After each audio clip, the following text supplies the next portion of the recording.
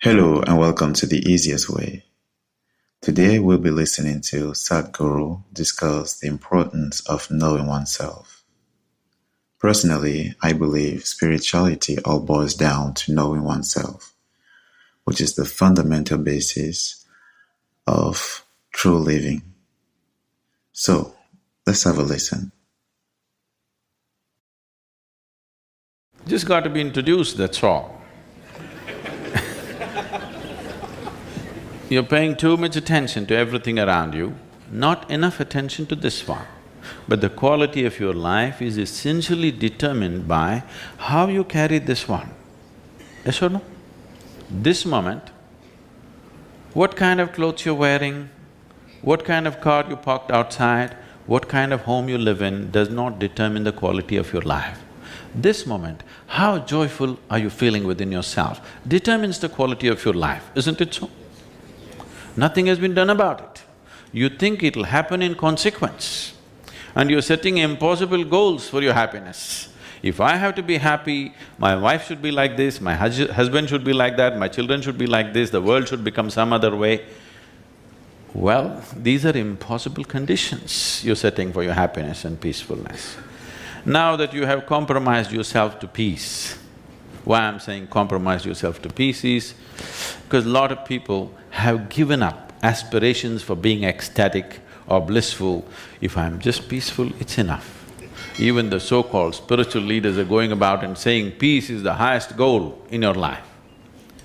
Peace is not the highest goal in your life. If you want to enjoy your lunch today, you must be peaceful. Yes or no? If you're not even peaceful, there is nothing in your life that you can do in a worthwhile way.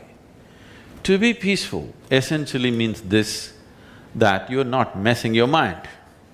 To be peaceful means that your system is at ease. You know how to conduct your mind, you know how to conduct your emotions, your body and your energies. You are peaceful. It is not a rocket technology, it is the most basic thing. You have a dog at home, you give him his food, he sits peacefully. Maybe not ecstatic, but peacefully. Many times they're ecstatic also.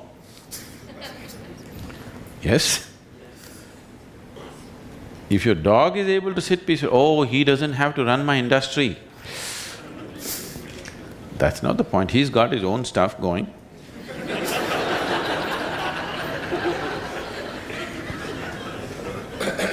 See, it has nothing to do with the external activity that you're doing. It's got something to do with the internal systems as to how they're functioning. Essentially, it means neither your body, nor your mind, nor your chemistry, nor your emotions, nor your energy are taking instructions from you. They're doing their own thing. Once your machine is not in your control, being peaceful is impossible. I'll tell you, you get into your car, and now you go there and you want to turn this way, you do this to the steering, it goes this way. Can you peacefully drive this car? Can you? No. Anxiety is natural, isn't it? This is what has happened to your vehicle. It's out of control. You've never done anything to find out where the steering wheel is, first of all. This is not that simple as a car, this is a super computer. Now the problem is most people have not even bothered to find the keyboard. They think if they do this, somehow it'll work. When you're given such a highly sophisticated machine, if you do not conduct it properly, it will cause many problems to you. By accident it's working. I want you to know this is made this way. If you hold your hands like this, it'll breathe one way. If you just turn it around, the very way you breathe, the breathing pattern itself changes in your lungs. You can try it if you want when you have the time. This way, this way. I'm saying everything that you do, fundamental changes are happening in this machine because it's such a sophisticated machine. It's more than a touch screen, if you just wish it, it will happen. When you have such a sensitive and sophisticated machine and you are operating like a blacksmith, then being peaceful seems to be difficult. Peace is not the highest goal in your life, it is the most fundamental requirement. Don't ever set peace as the highest goal. If you do that, you will only rest in peace. You must see To be peaceful is the first thing in your life, isn't it? If you want to do anything sensibly in your life, if you want to conduct any situation in your life sensibly, to be peaceful and happy is fundamental. Such a fundamental thing is rising to heavens these days. People think they're going to be peaceful somewhere else, not here, because you have never paid attention to this machine, never paid attention to the internal mechanism of how a human being functions, what is the basis of everything that's happening within you. It takes a little bit of attention. That's why our basic program is called as inner engineering. We have engineered the whole world the way we want it. Much comfort and convenience has come, but well-being has not come, isn't it? Because well-being will not come. Well-being will come only when this is engineered the way you want it. Only then you will know well-being. Welcome back to The Easiest Way. That was an introduction to what I would call a fundamental basis of true living, which personally I believe without knowing who we are, there is no point to life. Yes, and as I said before, I believe all spirituality boils down to this, knowing who we are. Yes. And so how can we live without knowing this? How can we say we are even living? Are we even sure that we are alive? Well, how can we know?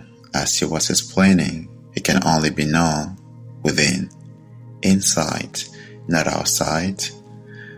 We know a lot of things outside, but today we're still unfulfilled, unhappy. As he was explaining, most of us are in search or in a quest of peace, as if it's a goal. Why is peace not a natural phenomenon or a natural thing for us? Very big question, I guess. But personally,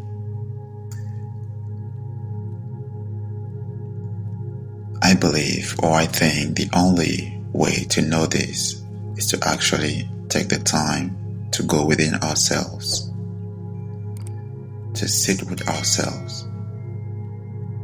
As he said, it requires our attention. Yes.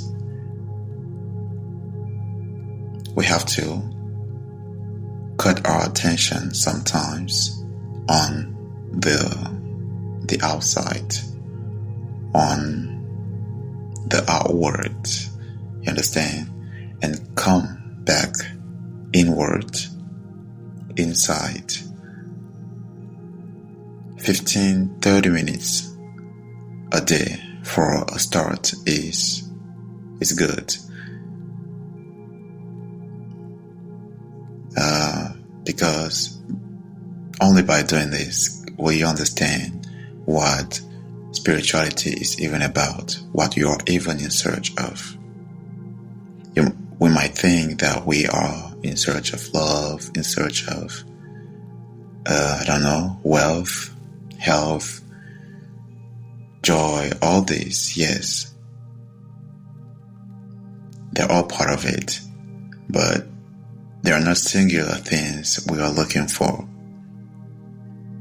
and especially looking for them outside. You understand? What we really need is to know who we are. Then that will be true living. But again, this cannot be understood. This cannot be understood, rather, with the mind or with the intellect. It can only be experienced. And the only way I know to experience this is to sit with yourself.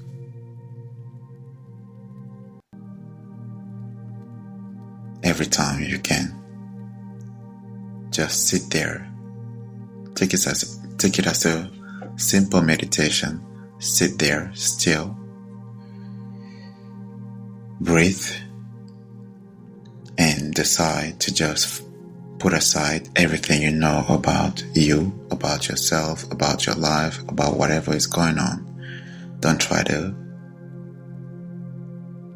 make anything happen. Don't try to think about anything. Don't try to work on any project. Don't try to go anywhere. Just be there.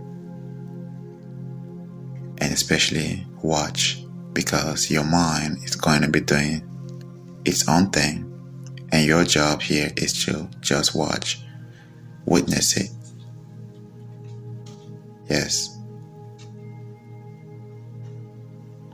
And hopefully, or rather surely, you will understand why you're even in quest of something, why you're even what you're really in search of, or what spirituality actually means. Not for anyone, but for you. Yes, because it's all about you. Not for anybody else, because there is no one else but you. So I'm not gonna make this sound somehow, but you do what I say and you experience it for yourself. Okay, so I think I'm going to stop here for today. Please like and subscribe to the channel and share the video to anyone you think it might help. And let's catch you on the next one. Peace and love.